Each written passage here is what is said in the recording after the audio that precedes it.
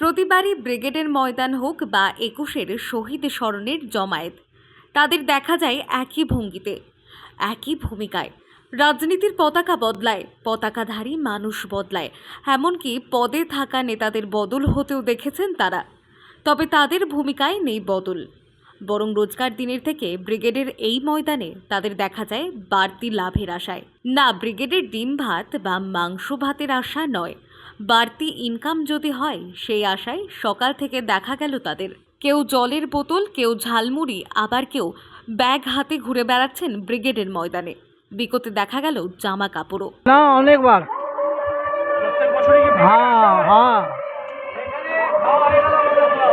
এবং আজকে এসেছেন বিক্রি করবার জন্য।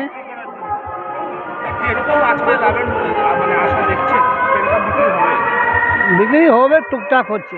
আজকে ব্রিগেডে আছে, অনেকজন এখানে এসছে, মানে নানা রকম মানে জিনিসটা নিয়ে এসছে বিক্রি করার জন্যে। অনেকজন এসছে এখানে মিছিল অ্যাটেন্ড করার জন্য এসছে।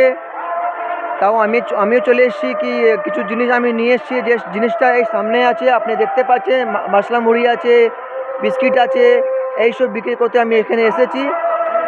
সবাইকে দেখে আমি চলে এসেছি, কি কিছু বিক্রি হবে, কিছু টাকা আসবে, আমি গরিব মানুষ বলে আমি এখানে এসেছি। রাজনীতি নিয়ে তাদের কি হবে? সরকারের আসনে যেই থাকুক না কেন, তাদের জীবনের তো পরিবর্তন নেই। তাই পরিবারের জন্য ব্রিগেডের ময়দানের ভিড় তাদের কাছে লক্ষ্মীসম।